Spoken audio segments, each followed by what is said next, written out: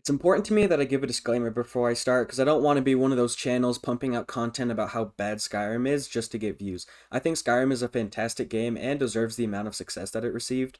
That being said, despite being named The Elder Scrolls V, I wouldn't really say it's an Elder Scrolls game. In fact, I'd say it's more of a spin-off. Now, Elder Scrolls is no stranger to spin-off games, albeit they weren't received very well when they were released. Said spin-offs are kind of the ugly ducklings of the series, older games created before Bethesda really knew where they wanted to take the series or what they were doing. Unless you're a fan of Elder Scrolls trivia, odds are you probably haven't heard of the games like The Elder Scrolls Adventures Redguard or an Elder Scrolls Legend Battlespire. Though they did recently get added to Steam, so if you want to check them out, be my guest. They're an interesting part of Bethesda and series history. Now, these games came out in the late 90s, which means they came out right before Morrowind. That's when most people agree the series really hit its stride, after the lackluster success of said spin offs. Now, what made these games spin offs, other than the obvious fact that they weren't in the main series? The answer would be gameplay. Take Redguard, for example. You play as Cyrus the Redguard. Notice how there's no character customization, unlike the main series where you can have full control to make whoever you want. Not to mention the whole game is in third person and almost played more like a Tomb Raider than an Elder Scrolls game. Same with Battlespire, sacrificing open world for levels and with no rest or barter systems and even online multiplayer. None of these are necessarily bad things, just different. Both of these examples still contributed to the series in several meaningful ways, like actually cat-like Khajiit, real 3D gameplay, lore development, and everything in between. This is how I think we should look at Skyrim, with a bit of a different lens of course, since it's slightly of a different situation. Lots of the new systems weren't perfect, but they can lay the groundwork for some super top tier mechanics in newer games. My definition of spin-off would be a game rooted in the same world as the main series, but with a different enough genre or gameplay style to not be considered a mainline game. Like the Link's crossbow training compared to literally Twilight Princess. Though not always that drastic, obviously. Maybe that one Tingle game. Man, that thing was weird. Let's look at how Skyrim is unique when compared to other games like Oblivion and even older ones like Daggerfall. I think the most obvious difference is the complete lack of attributes. Things like strength and intelligence are assigned numbers that are associated with how good your character is at said attribute and the governing skills that tie into them, like weapons or spells. Every single game before Skyrim had these, though some differences. Every game had a little different of a set, but always the same basic idea. A list of skills governed by their attributes. Now look back at Skyrim. No attributes and fewer skills than any other game, instead trading those features out for a perk system, which is an imperfect but really fantastic addition. Again, just because the features are different from the rest of the series doesn't make it a bad game. That's what I think a lot of attention about the game recently isn't getting correct. Not every change in Skyrim was a good one, but they're far from all being bad. I think Skyrim can almost be seen as a test or some sort of experiment. Look through the lens of it being a spin-off. Let's say a more streamlined, easier to understand version of the series for people to pick up without needing to understand a complicated leveling system like Morrowind in order to hit a mudcrab once before it beats you to death in a grinding war of attrition, then realize you never saved your new game and you have to restart the whole tutorial and introduction. Not that I'd know that, of course. Now that Skyrim has been out for a while and people can analyze the gameplay compared to other games, we have a wider spectrum than we ever did before. Now that we know what an Elder Scrolls game looks like where you can do more quest lines with one playthrough, fewer numbers to keep track of, etc., it's more accessible, and that can be a good thing or a bad thing depending on what you want from the game. But the fact is, now we know how we like those features. All of this allows the Elder Scrolls as a whole to be better from now on because we can get our favorite mechanics from past games and some of the newfangled stuff from Skyrim. This is just a quick example, but imagine we bring back attributes for more dynamic differences in characters, but we still keep the perk trees and make them more varied. Heck, even make perk trees for skills and attributes. Remember the shout mechanic? There could even be something like that. Fine-tuned maybe since it wasn't perfect, but something that you can find while adventuring that adds to the unique toolkit of your character instead of just another random fancy weapon that you're not equipped to use. With the knowledge of a more accessible game like Skyrim compared to the older ones like Daggerfall and Morrowind, we can build a game that's more in the middle, getting the best from every era of the series, and we can use that to create better and better games in the future. Evolution with a dash of Go back, I want to be monkey! and a pinch of progress to evolve what we want. Now, I'm going to be perfectly honest. I was originally thinking and planning the script to be more of an attack on the game, but the further I get, the more and more I realize that I'm mostly defending it. I wish I had attributes, more skills, better skill trees, more factions, not every faction compatible in one playthrough, and the list can go on.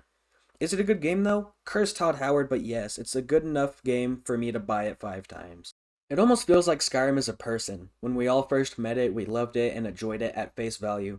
But the more and more we played it, the more we see its weaknesses and who it really is.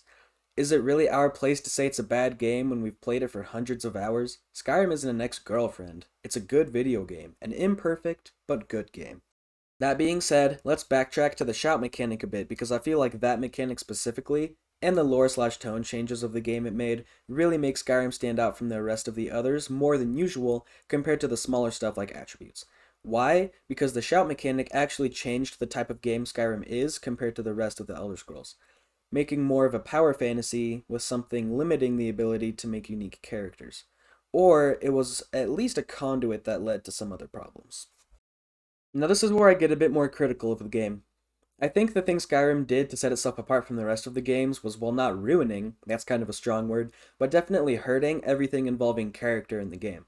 One of the main draws of the Elder Scrolls since the beginning was making your character, someone who was just as unique to you as you are to the real world. All the features like star signs, attributes, classes, etc., all made every character different because they were actually things to be different from character to character. Look at Skyrim. No classes, no attributes. Your character can effectively use any skills decent enough that it doesn't matter if you're only level 10 or 100. The racial bonuses are way smaller, so picking a race isn't even a huge deal, and honestly gets kind of forgotten after a while playing. You can also join every faction, no matter who or what you are, so you can just finish every single faction in the same game. For example, you could choose to be the biggest, dumbest, buffest orc to ever live. You could have super high stats on all of your two-handed weapons and heavy armor. Let's say 50 hours into your playthrough you touch a bow for the first time. This orc, who has never shot a bow, can just pick it up and snipe things from miles away. Now obviously player skill needs to be rewarded from the game. You don't want to make it so lore accurate that you can't hit stuff, but look at Morrowind. If your character is bad at using bows, they won't hit stuff as often. That seems pretty simple. Now, this same orc has never used spells, never touched magic in his entire life. Yet he can become a student at the Mages College, easy peasy, finish the whole quest line, become the Archmage. Then in his heavy armor, he can brute force through the entire Thieves Guild quest line without doing any sneaking or thieving. This isn't technically a bad thing, depending on what you want, but as far as main series fans, it's usually not what they want. That's why it feels more like a spin-off, because it's just different from everything else, enough that it feels weird to say it's in the main series. Let's shoot back to the shout mechanic because the rant earlier ended up going a lot further off than I was planning. Shouts as a mechanic, they're alright, I guess. The idea has potential, but it wasn't exactly handled perfectly. I briefly touched on how they could be improved earlier, so I'm going to take a different approach on this bit. The shout mechanic went hand in hand with a big part of the game, the fact that you're Dragonborn. Yet again, this takes away from the value of individual characters, replacing the achievements of a nobody prisoner working his way up to becoming a legendary figure, instead just being praised at level 1 for being the legendary hero that you didn't have anything to earn. I think shouts could be amazing if instead of being tied to you being this god, you earn it more. Still have unique abilities you can earn to spice up roleplay and adventuring, but don't make it such a big focus of the game that all your other accomplishments are overshadowed by the fact that you were just born. So back to the original premise of this whole conversation. Obviously, Skyrim can't technically be a spin-off since it's officially in the main series, but when you look at its gameplay compared to the other games, and the large differences in base mechanics, it's hard not to see it as one. Skyrim was a spin-off designed to let people have an Elder Scrolls experience without needing to play it multiple times or worry about a mountain of stats, instead just being a fun, you're a Viking, go stab someone, and if they like what they see, they can try out the other main series titles. So what is the main takeaway I get from this? Skyrim just has a vastly different experience when compared to the others in the main series, to the point where it feels more like a spin-off than a main title. I don't mean this in a bad way though, I think it provides a really valuable insight into a different style of Elder Scrolls that could be preferred by more people, even if it's hated by Morrow boomers. Now that we've seen, bought, played, bought, analyzed, and of course bought Skyrim, it can provide a framework for better features for years to come and continue to be enjoyed by us for every anniversary edition that'll come out between now and the eventual release of Elder Scrolls 6 to our grandchildren. All in all, Skyrim's features and mechanics are different enough from the mainline games before it that I think it should be seen as a spin-off and not a main title game. From the lens of a spin-off, we can use it as a case study of what we want and don't want from those new features, and hopefully the devs of upcoming games will actually listen to the feedback from us. Because once Skyrim 2 comes out with fewer abilities, more babying, and even more shouting, we'll realize it just works. You probably noticed the background footage isn't exactly vanilla Skyrim. It's actually me and some friends playing the new mod Skyrim Together Reborn. It's a multiplayer version. I'm likely going to make a video on it in the future, so stay tuned for that one. Alright, thanks for listening to my probably terrible theory. If you really hate what I said or really love what I said, go ahead and let me know down below. But no matter what, love yourself and I guess subscribe if you really want to.